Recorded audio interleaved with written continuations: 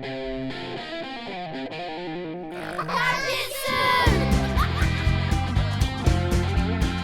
right, guys, let's do a bow and then let's get running round.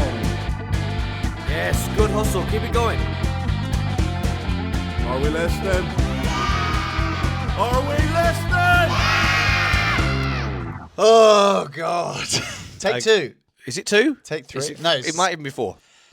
It's probably take 4 or 5. It kept. We're redoing the whole thing, so we can say it, can't we? The phone kept overheating last time, and we were at it for a while, weren't we? Yeah. If you're a videographer and you fancy coming to help us, get in touch, please. If you think you could up our game and come and film and just help us out and become part of a growing opportunity in the fastest growing sport in the world. Yeah, we can offer you nothing. Every third week we will buy you lunch. You could be in the rotation, Yeah. No, you'll get lunch week 1, you'll get lunch week 2, and then you'll buy us lunch on week 3. It's kind of like a loyalty card. It's basically, like, if you got a Costa card, you'll know what you're buying us lunch. Yeah. Let's say the first week you come on board, you're going to buy us lunch. It's more of like a hazing. Yeah, it's it's an initiation. Totally, but it's like a savings account because you're then getting lunch bought for you the next 2 weeks. So you're saving money. If you think I'm going to be skint in a week's time, you're making money. You're going to eat. We're going to feed you. Yeah. So the offer's on the table. It's a pretty good opportunity. If you want to jump on this train, it's leaving the station pretty soon. Get in early. Because, once we're like 100 episodes in, you're like, oh, can I help you guys out? We'll be like, oh, sorry. You're not helping us out. We're helping you out. Come on. So, we got some pretty big deals on the show by that point. So, come on. Okay. Oh, God. I mean, this is really testing us because we've got to remember what we were talking about last time, which is a challenge. Well, it was kind of worse having to redo it because we kept having to sort of say, oh, God, did we say this? Did this bit record? So I think we wanted to talk about CJI too. There's been a lot of, it's that season again where there's a lot of like releases about CJI 2 and what's happening, the teams, the format is super exciting. Craig was on the Alex Wendling show. Don't know if it's called that, but they were breaking the news. We're now breaking the news. I mean, we would have been breaking it really early, but it would have been hot off the press. Literally, the phone got too hot because the news was so hot. Exactly. It's probably why. Now it's probably a little bit out of date, but it's exciting nonetheless. Yep. Let me just turn this off so the phone doesn't. The format news. So we knew it was going to be a quintet style format. Yeah.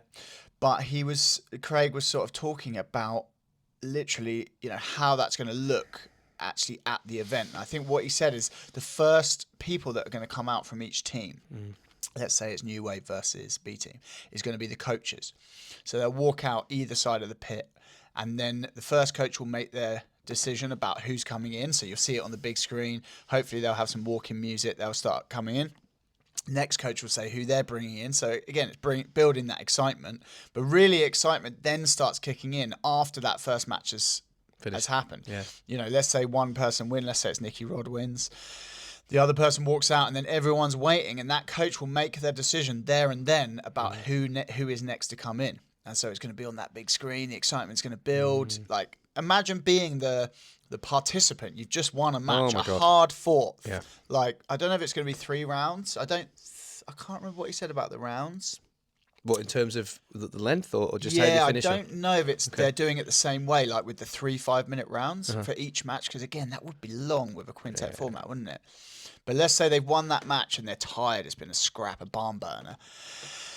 And then you're like, who's coming next? Because imagine that nervous energy that you feel at competitions that we've all felt, it's multiplied when you're standing there thinking, who am I going to get? Looking at the big screen. And then you see him and you're like, oh, fucking hell, it's him. Yeah, and then the crowd scream. Imagine you're the 66er. And then you're like, you've just beaten, let's say, the 77er, and you're like buzzing. And then you're like, it's the plus 99. Yeah. Fuck. It's fucking Victor Hugo. Yeah, exactly, yeah. Fuck. Yeah. Mate. But as a spectator, it's just amazing. Oh my God, the excitement. It's a really good way of building the excitement, isn't it? He said he kind of got the idea from Royal Rumble. I'm not too up on my WWE, so I don't know exactly how that kind of plays out in Royal Rumble, but that's a That's going to be really exciting. It's going to be cool. It's going to be really cool. It's just those moments of like, oh shit, how is this going to go? Yeah. I love it. It's It's so going to cool. be really cool. I don't know how they're going to kind of organise the whole day, the 2 days, because there's a lot of matches to be had, aren't there? There's a lot of matches. But who gives a fuck? Like, if it's like 8 hours, that's great. That's just watching jiu-jitsu for 8 hours. We said before, I think the last one, even though they were individuals, it was linear format. That was 9 hours in total. Yeah, but if they don't do the 3 5-minute rounds on each match, which I can't imagine them doing, it would shorten it. So maybe they're looking at it like that, like 3 5-minute rounds. Maybe they just do a 5-minute match in each one. Yeah. Or like, I don't know. Yeah, we'll find out. I don't know if he's released that information yet, but probably still figuring it all out, aren't they? Yeah. And the next update he came out with was the teams. So there was a bit of news on the team. There's no Team Brazil. Yeah. And there is a Team Americas. So the whole of North and South America. If anyone that's not in one of the other teams is going to be fair game.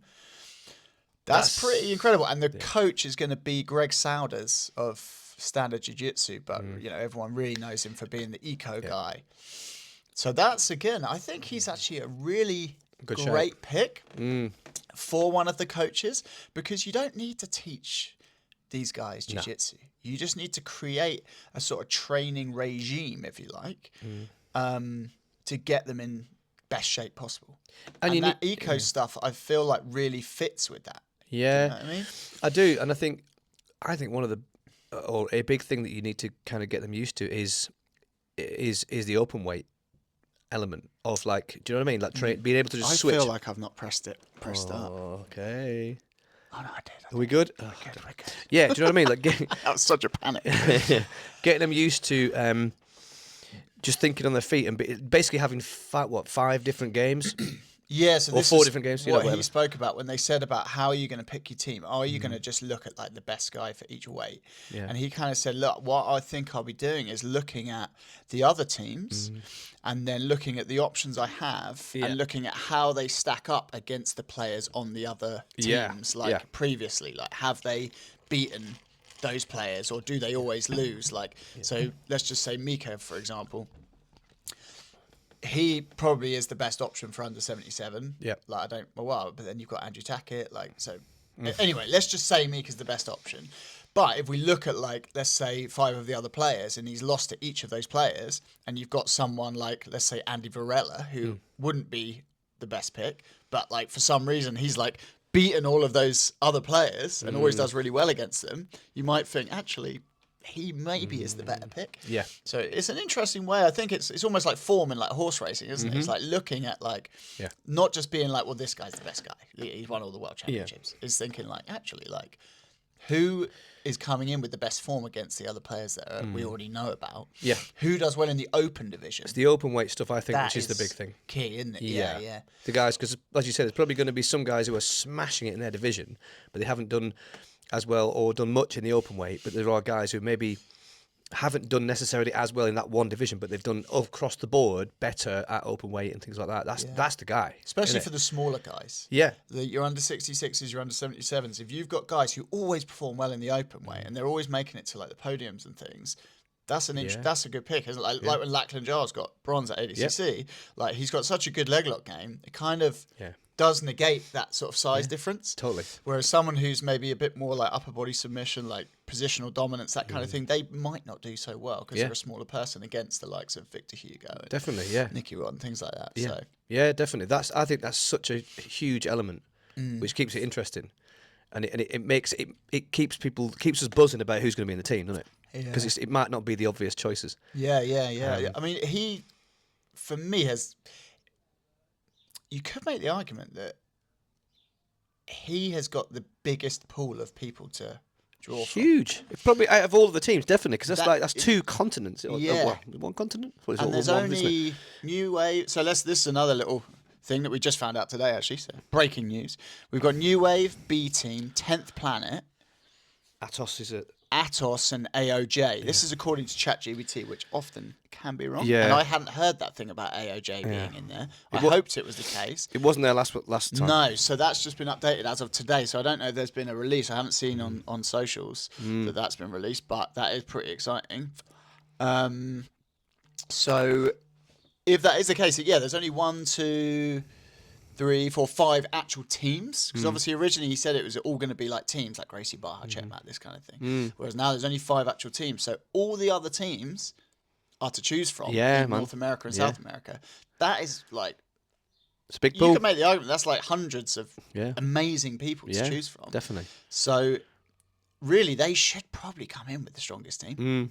Yeah, it's definitely. They've got the bigger pool, haven't they? Yeah. It's that'll be a really interesting one to see who they pick. I was going to say something else about that, but I can't remember what it was now. Well, 10th Planet are locked in, aren't they? They've got their team. 10th Planet are locked in. They were the first team to confirm. Eddie Bravo, Gio Martinez, Alan Sanchez, PJ Barch, Ryan Aitken, Carl Byrne. I'm surprised about Alan Sanchez there. I would have had Andy Varela personally. I think he's 10th Planet. But other than that, they're pretty, not obvious, but they're pretty, like, you'd expect those choices, wouldn't you? Yeah. The other news that came out was about the Team Europe. And Owen Jones being confirmed at under 66 for Team Europe. And at the time it said Mateusz Szyzinski was going to be confirmed at under 77. Yeah. But there's been Faris, the manager, the coach, has confirmed that there's going to be European trials on 25th of May at Los Banditos, being streamed on the B Team YouTube channel. So that's going to be super exciting. They're doing it at Los Banditos. Yeah, that's fucking cool. But they're going to stream that. That's going to be good. Yeah. And I think he said there's going to be 3 divisions: under 77, under 88, and over 99. Right. So that suggests that he's picked his under 66, which would be Owen Jones, and he's picked his under 99, which wouldn't be Mateusz, I don't think, because he generally is like under 77. I'd say a push under 88. I'd say under 77. Unless they're like just chucking in someone lighter at the under 99, but I would have thought that seems like a strange strategy. So I don't know what's going on there. Did you just say they're going to stream it as well? Yeah, on the B Team YouTube channel. Amazing. So 25th of May, get that in your diaries. That'd be a great watch. Yeah. I'll be really interested. I think he said there's going to be 4 people in each. Right. So there'll be like a semi and a final for each one. Again, like looking at the roster there, like, probably 4 people in each is probably about right. But there's going to be some divisions where there's a few more people who are kind of primed for it. But I'm really interested to find out who his sort of straight pick for under 99 is. Yeah. And this is him, player manager. Because he probably would be under 99. What's great about all of this is it's all building that kind of hype and like the road to, isn't it? Do you know what I mean? It's like, is so exciting. By the time it happens, those moments, like any kind of fight sports particularly, but like, anything where you just, the moment where the two people are walking together and you're all just like, fucking here we go. It's just building all of that, and there's going to be so much of that. So good, isn't it? So good. I think you need to clone yourself. You need to clone, and the Henry clone just needs to be the camera checker. Yeah, just being Jamie. Oh, and then we've got the Australasia. There's no one apart from Lachlan being the coach. There's no roster yet. I think he confirmed that Levi Leary Jones was going to be the under 77, and there's Lucas Kennard was going to be the under 99. Yeah. So I think they're battling it out for 3 spots. Hopefully that's streamed as well. I don't know as many of the Aussie guys, but I'm sure that'll be an interesting what other Aussie like stars are there? Josh Saunders, but he said that he wasn't going to do it because he's got beef with Craig. Okay. So whatever. There is can't think of anyone else. The lighter dude, who he's probably under 77, but I know he's done under 76. His name escapes me. I mean, let's remember this is Australasia as well. This isn't just Aussies. Yeah, it's a bigger. That is true. Net, isn't it? Who's that sort of Asian, like Japanese guy, Kenta? Yeah. Who trains at B Team? He'd be a good pick for under 77. But Levi is going to be in there for sure. Yeah. It would be daft for him to not be in there. Yeah, he's so good. I really want to remember the guy's name, who's probably under 66, but it'll come to me later. Any Kiwi sort of superstars? No, I can't think of anyone. Oh. So that'll be interesting. Yeah. And then AOJ, okay. I had to look that one up, but I mean they will field a strong side. They're not necessarily known for their no-gi, but Cole Abate, I'm pretty sure he's no-gi world champion. Tynan has started doing no-gi and looks fucking amazing. Yeah. He's unbeaten. Yeah. Obviously, probably, arguably top 3, like just jiu-jitsu, gi or no gi. Yeah. I'd say arguably he is in the top 3 at the moment. Yeah. Best of all time. Not necessarily all time, but like he's winning everything. Pretty much everything he enters, he wins. And if he loses, it's a bit of a shock. Yeah. So that would be those 2. I would have thought would be definite. Pato, Diego Pato. Oh right, yes, yeah. Under okay. 66 for sure. Yeah. It's just the big boys they're kind of missing out on, the over 99 and the under 99. I think Izaki Baines, something like that his name is. I'm probably getting that a bit wrong. I'm pretty sure he's gone there. He's like probably an under 99. Good guy. Probably like not, I wouldn't be like, oh, he's one, like he is really good, but like he'll probably get beaten by Nicky Rod. Like there's other better guys out there. Maybe they'll look to get a wild card in. Yeah. For the over 99 and the under 99. I love that element in each team, and it doesn't up anyone. Yeah, and it doesn't matter what weight it is. It's not like your wild card has to be an over 99 or whatever. It can be anyone. Yeah. It's just building all that kind of controversy and chat and excitement, isn't it? It's like, But oh like my God, all those people, Pato, Abate at 77, Tynan at under 88. Like I'm excited about any of their matches.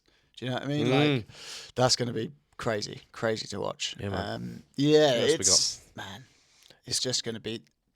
Look, it's almost like every match. Yeah, is going to be super exciting. And we've still got essentially like 3.5 months of updates and controversy and changes and potential fallouts and Well, let's actually just touch on the B because we haven't spoken about this technically because it didn't record. So the B team released their team.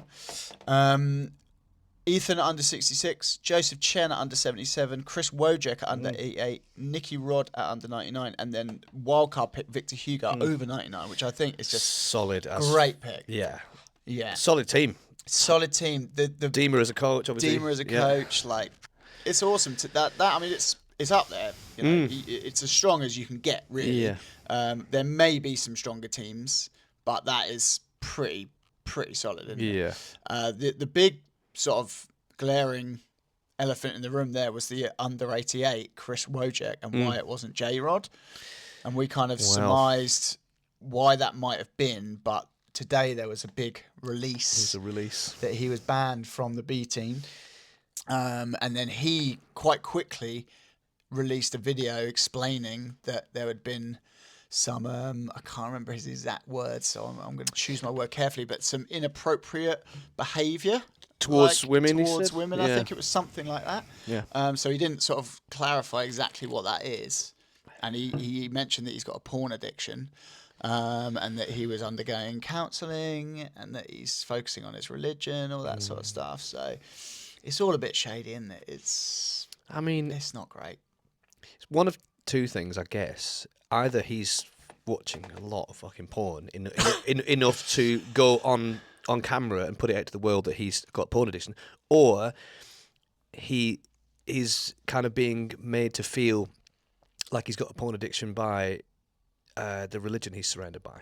Yeah, I mean, for me, there's two things going on there. He mentioned about the porn addiction, so that's fine. But maybe that's like the driver underneath it.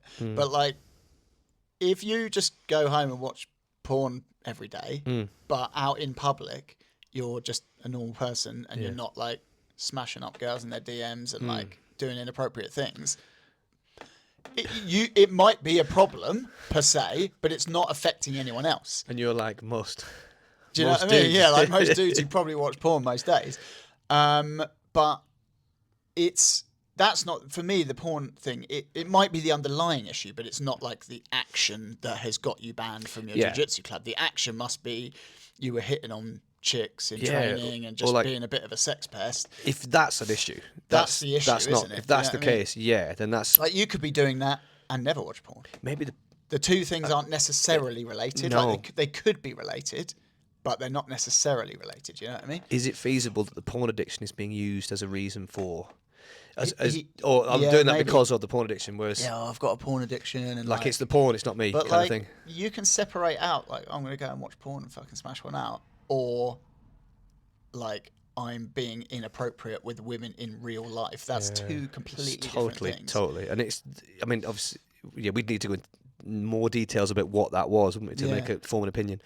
Because it might be that he was just hitting on him. It could be that he was just like doing physically inappropriate things during a role. Well, like, do you know what I mean? It's all the problem is, like, even I don't know. You could make the argument that, like, even like, so let's say you're always completely appropriate during roles and stuff, but then you're like DMing chicks that you're rolling with, like, and being like, oh, thanks for the role, like the cliche, thanks for the role. It's a tricky one, isn't it? Because, like, jiu-jitsu has to be like a safe space, and like, if you're, let's say the roles are reversed, and let's say it's majoritively women's sport, and you're coming in as a man. Let's say it's netball. Okay.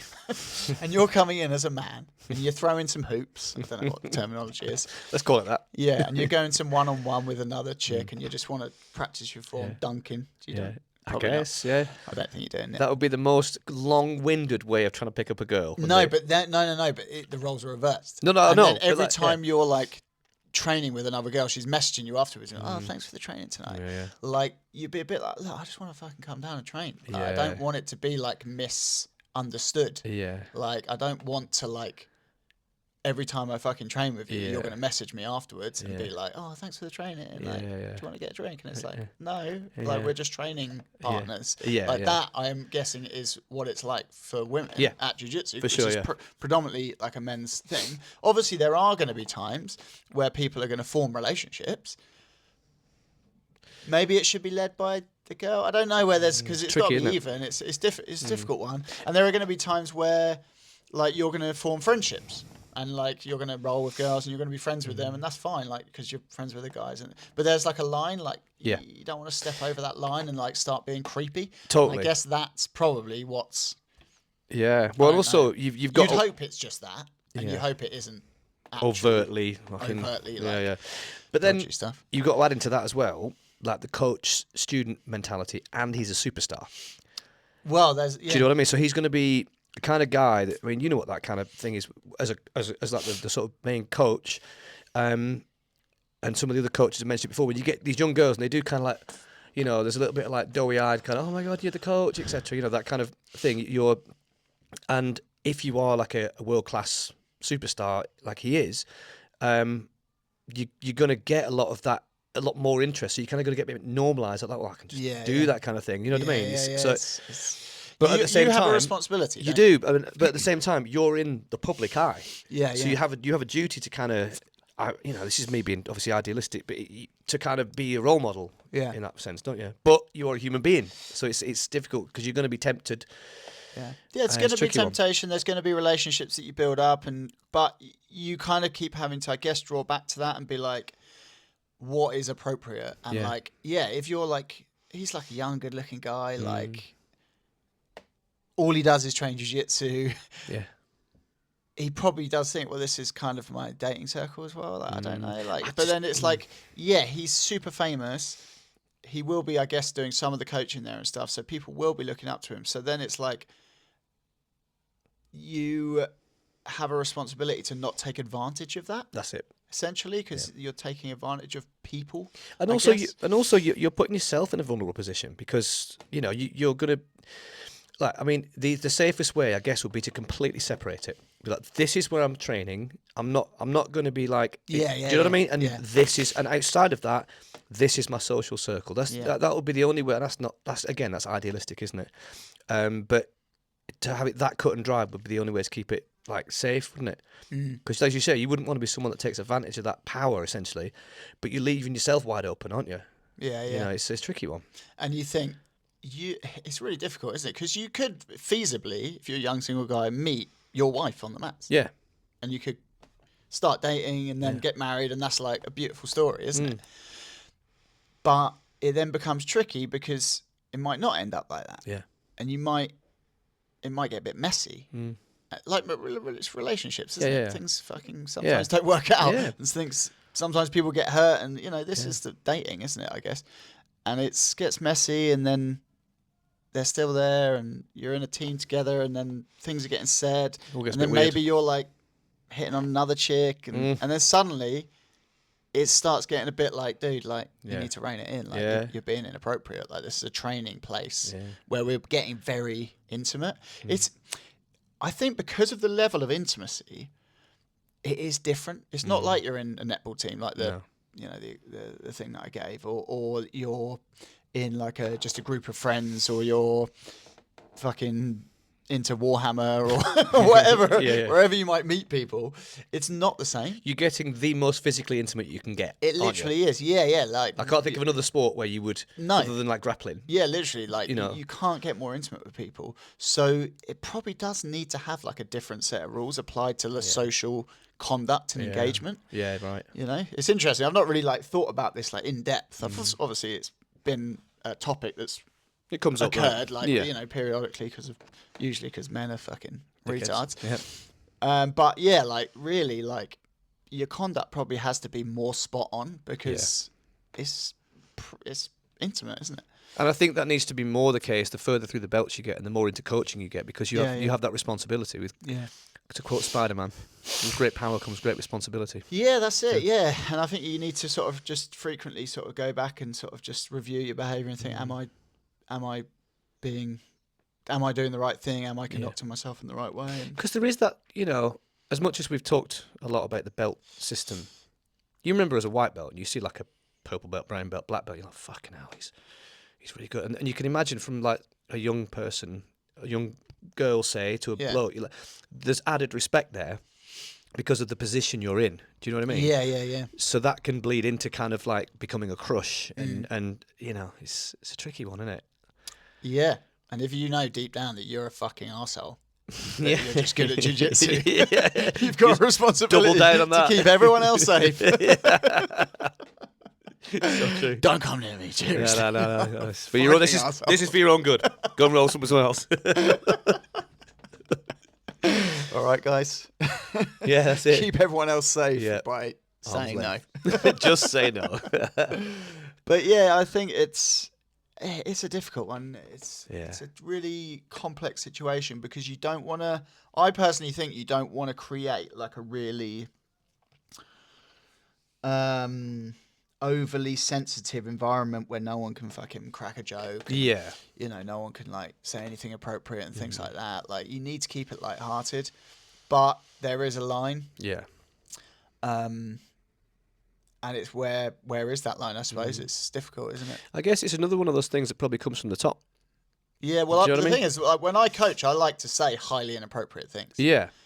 But I'll try not to like be inappropriate about women. Yeah. Do you know what I mean? Yeah, it's more yeah, like it's more just gay jokes, really. Yeah. Like, sorry if there's gay people there, but like it is fucking gay. Being gay is really gay. Yeah. So it's more like that kind of thing. But I will rein it in if there's like under 18s in the class. I'll rein it in. I won't do it. Yeah, I'll try not to anyway. Yeah. And I obviously don't do it in the fucking kids class. Like it's not appropriate. Don't cancel your membership. It's fine. Yeah, that's it's it, all please. good. But you know, if it's like 10 blokes on the mat, like we'll have a laugh. Yeah. Like, we'll It's just make about having a bit of inappropriate jokes. intelligence, But isn't it's it? not making inappropriate jokes like, yeah, fucking feel her up. Like it's not like totally. a football like saying misogynistic things about women. Yeah. That's not what I'm saying when I say inappropriate jokes. I mean like it's more like just gay jokes. Like I'm pulling him on top of me. Like, Yeah. And it's all just innuendo. It's all just innuendo and that kind of thing. And it's not even making a comment about homosexuality, is it? It's literally just silly innuendo. Yeah. Which I think both sexes can probably get on board with. I would hope so, yeah. Unless you're like highly sensitive about that sort of thing. Yeah. But then you're doing jiu-jitsu. Like if you're highly sensitive about that kind of thing, you'd be into you're it. probably not going to be into jiu-jitsu because you're getting really like close, like we just said. North, south, dick and mouth. Exactly, yeah. How are you going to get the tap otherwise? Yeah, it's choking him out. Yeah. But do you know what I mean? It's just about having a bit of intelligence and a bit of sensitivity to the room, isn't it? But just reading the room. And you might just, like you say, you might just do a bit more when there's just a room full of blokes. You might pull it back a bit if it's full of students because you don't know, like, you know, who's going to get offended. Yeah, when the student class starts, it'll be a good few months of reading the room and working out how like woke they are before I start easing in the inappropriate jokes. Gently easing them in. Which in itself is fucking innuendo. Oh dear. Yeah. The amount of times I say like edging in jiu-jitsu though, like just edging round or like edging, and What, like, is edging like a term? Is it? yeah, I didn't know that. What does that mean? it's like bringing yourself almost to the point of coming and then pulling back. Oh, okay, all right. I knew that was a thing. I didn't realize it was called edging. It's called edging, but like I've noticed that I say it a lot in jiu-jitsu in an appropriate context. Yeah. But then I'm just like, Well, the I beauty can just see the old person just like, the beauty of that is if someone calls you on it, you can be like, "What? I just mean edging round." Yeah, what are you talking Christ, about? you're the one with the problem. Jesus, Like, you are part of is the everything problem, sex mate. with you? Christ. anyway. So yeah, I mean, I'm sure more will come out about this. yeah, I'm sure more will come out, and people will, look at their chance to jump on the wagon. And, again, from that camp, so just as a sort of, from the B team sort of new wave camp, it's another like situation where two brothers are being split apart. yeah, Like, for sure.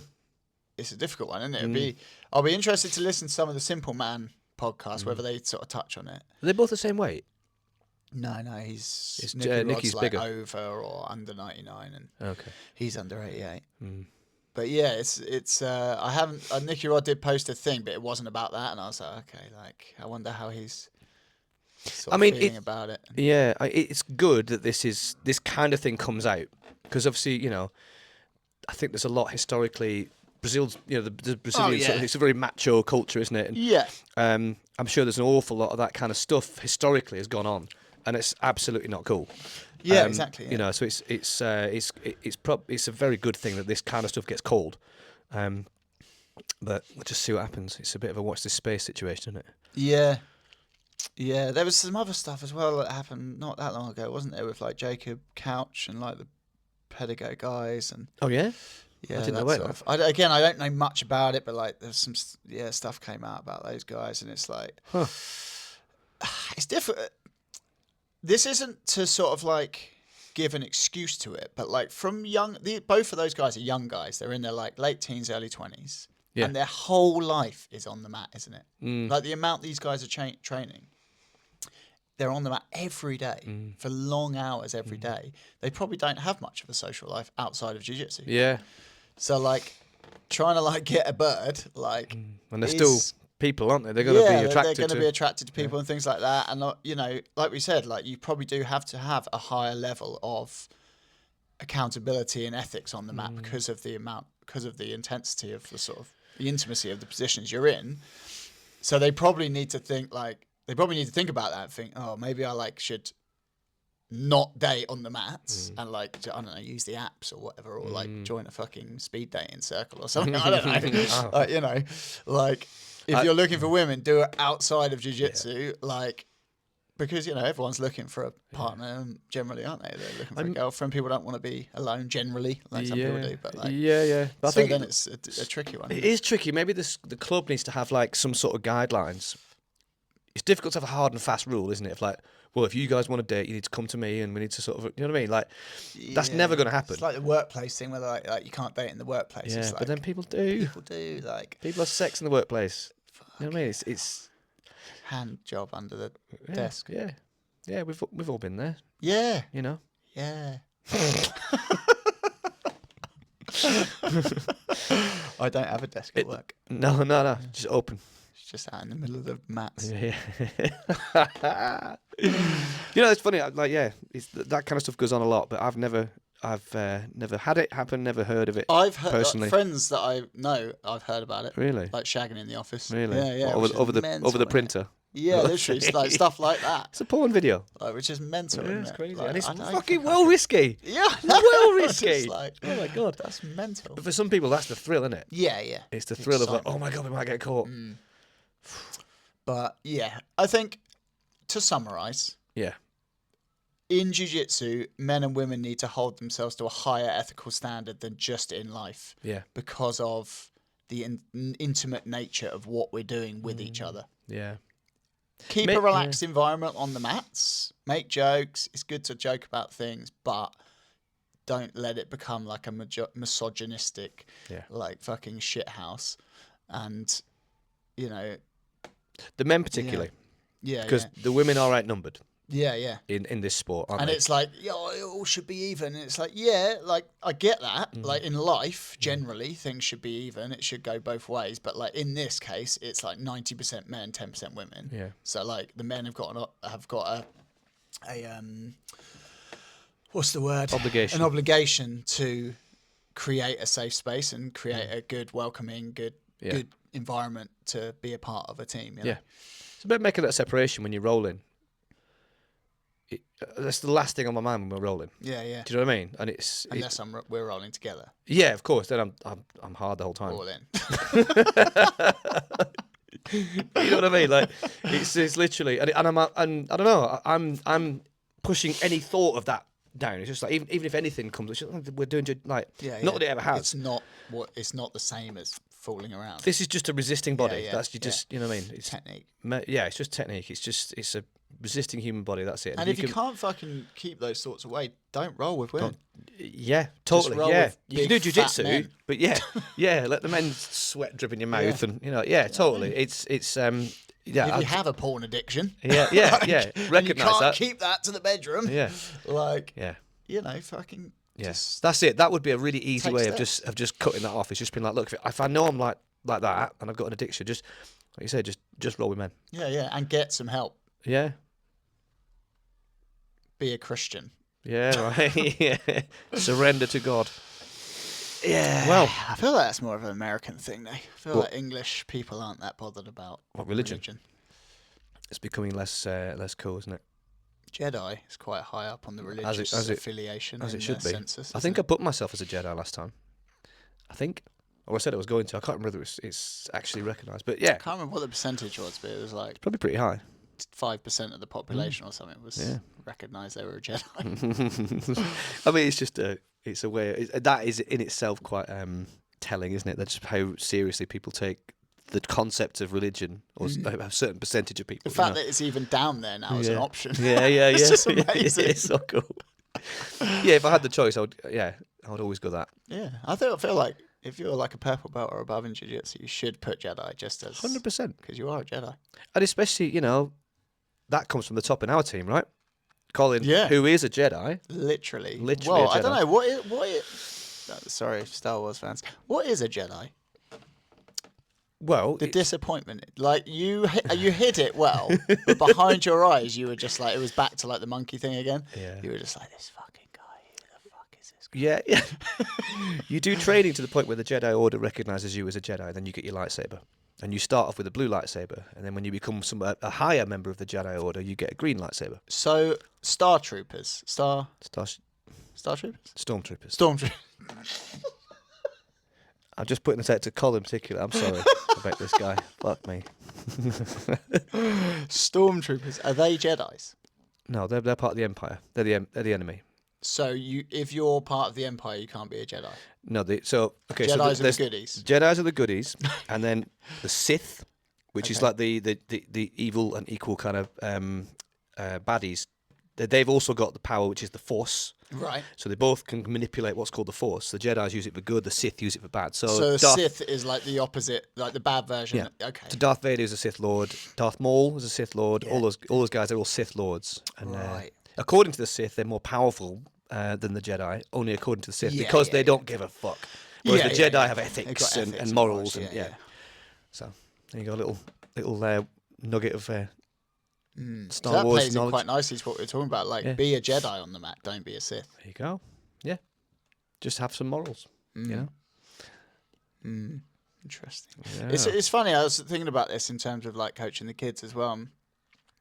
Like the kids are learning how to engage in life, aren't they? Like they're all learning. Some of them are at a stage where they've just started getting interested in girls. Some of them like are a bit more developed into that in the like teens and stuff, so they're a bit more aware of that sort of stuff. Some of them aren't at all because they're too young. And again, like jiu-jitsu is like a weird thing. If you're like 11, 12 and you've just started getting interested in girls, and then suddenly you're at jiu-jitsu and you're partnered up with a girl, it's like We've had a little bit of that, haven't we? With I've seen it with yeah. some of them, and it's like it's a tricky like dynamic, isn't it, to gauge. So Yeah. it's kind of how do you manage that? I suppose. Like, Yeah, because you can't just like steam in and be like, right, what are you doing? Like, let me have a little word with you. Right, what you doing? Yeah, What you feeling 'cause, about it? like, Because they don't know what they're exactly. feeling. Yeah, exactly. They're And all then confused. If you start addressing both of them, being like, "Look, guys, you need to stop flirting. That's not appropriate." They're like, "Oh my god!" Yeah, like, totally. You make a thing out of it, don't you? Yeah, But at the same time, I don't know. Largely speaking, probably with kids, it's all going to be fairly innocent. yeah. Exactly. If you can just tell two people are a bit awkward with each other, like there's no problem there. It's if kids were taking it too far and like being inappropriate, then I guess you would have to address it. And one side of it, normally the girl side, isn't up for it, and the boy's pushing the envelope with it. But I mean, there's two. You know, obviously, without naming any names, there's a boy and a girl who like. There's just some real like. It's really sweet. There's just a bit of flirting and it's innocent, isn't it? They're just having a laugh, and there's a little bit of like, oh, you know, it's cool. But yeah, I guess that's something to manage, isn't it? Or just to keep an eye on as a kids coach is like, how are the group dynamics? Because occasionally it's not really bullying, I wouldn't say. Like, we've only been going for like 2.5, maybe coming up 3 years sort of thing. And, you know, there's been a few times where there's been a bit of piss talking and people saying things to each other. And we're pretty good at like stamping it out and like talking to the team as a whole and reminding them of their duty and, you know, their obligation to like be a good team member and all that sort of stuff. And, you know, it always sort of goes on. It's more like just little tit for tat little things that come up now and again. And we haven't really had to deal with any like inappropriate like behaviour per se. No. I'm sure the longer we run the team, there'll The older probably they get. be. Yeah, well, because they're only going to get to 16 and then they'll go to the adult team. But I'm sure it will happen at some point, but we'll deal with it when that happens. But hopefully if we're creating, you know, just those principles that run through the team of supporting each other and being good teammates and helping each other out, you're essentially trying to create a good person. Yeah. You know, hopefully those sort of things just sort of won't happen. Yeah, definitely. Yeah, you're absolutely right. And I think it's, as you've just said, like a sport like this, you're probably going to be exploring a lot of those feelings more than you would if you played like basketball or football or something, maybe, you know? So it's more of a duty as a coach to be on that, watching out for things like that, you know? I suppose the bullying side of it probably happens in a lot of team sports and stuff and hard it's banter. way And worse in other things like like football and stuff. Yeah. I mean, that's a culture thing, isn't it? Yeah. You know, that kind of, you know. I saw a sign recently. So I took the kids to the park and there was a kids' football match going on with the parents stood on the sidelines, and there was like a sandwich board on the side of the pitch that just said various like bullet points. It was like, just to let you know, these are children. This is not the World Cup. Nice, yeah. The refs are volunteers. You know, shouting and screaming and abuse is not cool. And there was a couple more. It was just like, you don't get that with every sport, do you? Yeah, And I think that's to do. You could do something like that. I mean, yeah, but you only get a little bit of it, don't you? You get but for like overactive parents. jiu-jitsu's appropriate thing. So like, like this is like, remember they're kids, they're here to have fun. Like this isn't like the mundials, like blah blah blah. But like one that would be quite good is like, don't coach. Yeah, but you could write like something along the lines of like, you know, unless you can come and explain to me like what, like. What an arm triangle is, or something. Then keep your mouth shut. Yeah. unless you can demonstrate a goga plata, I don't want to hear it. Yeah. You should. We said this before about the Brazilians. They just throw a gi at the parent, the overactive. Yeah, unless you're willing to get on the mat and roll with me. You could even have a gi hanging and say, "This is here waiting for anybody that starts that to get." That would be quite fun, actually, wouldn't it? Yeah, it's a fun way of saying it. You could do like there could be the gi hanging up there, and then it just says versus, and then there's just a picture of Brian. Yeah, in his shorts, with his gi on, with just his belt. He's not even without his gi. He's no gi. Yeah. Yeah, and you're like, whenever you guys want. Yeah. If you can tap that guy, then you can coach. Yeah. Or if you can just go through 5 minutes without being tapped, then you can coach. You can survive 5 minutes with that chap, then you can coach. Because we haven't managed it yet. And on that note, I think we've done it. Yeah, we did Hopefully it carried on recording. Oh, man. If it hasn't, we will be absolutely gutted. Yeah. Devoed. And hopefully so will you. Yeah. Hoping we've got like a couple of cool interviews coming up, actually. Yeah. So that's going to be really fun. So keep your eyes open. We're now on Spotify. Oh yeah, we didn't mention that, did we? Yeah. God damn it. Other, not Apple Music, but some other, which I can't remember the name of, podcast providers. Was this okay? We used. Okay, yeah. Okay. Yeah, I can't remember what they are, but basically when you like upload it, there was like 5 other things that I ticked the box of, and it puts them onto them. Oh, sweet! They I were didn't just know that. like random like players and things, but you have to put it up to get it on Apple you had to go and do that manually. So I'll look into that another time. Yeah. It's taken me 6 months to get on Spotify. So probably in 6 months' time, I'll be releasing the news that we're on Apple Podcasts or whatever the fuck they call it. Spotify's the one though. That's Spotify's the one, isn't it? That's the one everyone uses. I feel like hopefully that will give us a few more sort of subscribers, because the nature of a podcast like this, you want to stick it on when you're doing a long journey in the car, or you don't like. People sitting and watching a podcast like this is probably quite small in number, aren't they? Yeah. I'll often watch or listen. I will put it on YouTube, but I'll be like doing the tidying or whatever and just be listening to it really. But having it on Spotify is great because when you're doing your driving. So check us out, Dad Jitsu Podcast on Spotify. Go and I don't know if you can like on that. I don't know. Get Spotify up, have a look. Let's have a little look. I tried to work it out the other day, but I couldn't fucking work it out for love nor money. But I'm sure there's some sort of way, like you like or maybe you subscribe or favourite or something like that. There'll be something. There's 2 words. Dad Jitsu, 2 words. Oh my god, there you it go. is. Follow. You can follow. Please follow along. Does that just play it? Does it? Yeah. So it just goes through to that. So yeah. So if you go back and follow it. Yeah. When you see it in the link, I'm going to follow it. And then if you click on it. Yeah, see that? Is that like the home screen of it? I imagine so. Yeah, this is where the list will be. Yeah, isn't it? Yeah. But yeah. Henry is our digital warlock for the Dad Jitsu podcast. Yeah, obviously not very good at it, but but dance that better than me. Yeah. So please like and subscribe on YouTube. Follow along on Spotify.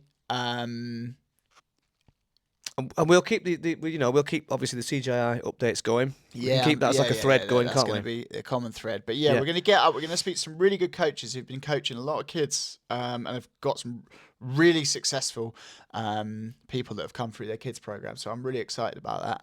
And I'm going to try and get up. I'm in London next week, so I'm going to try and get up to a few good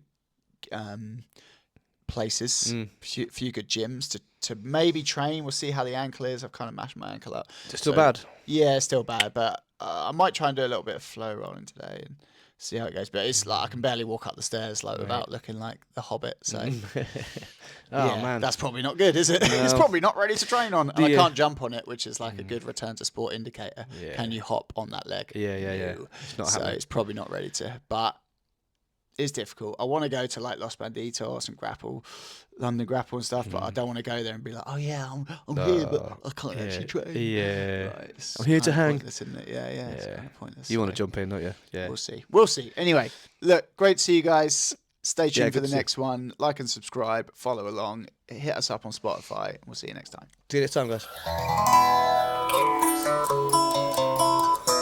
All right, guys, let's bow there and then we'll call it a day.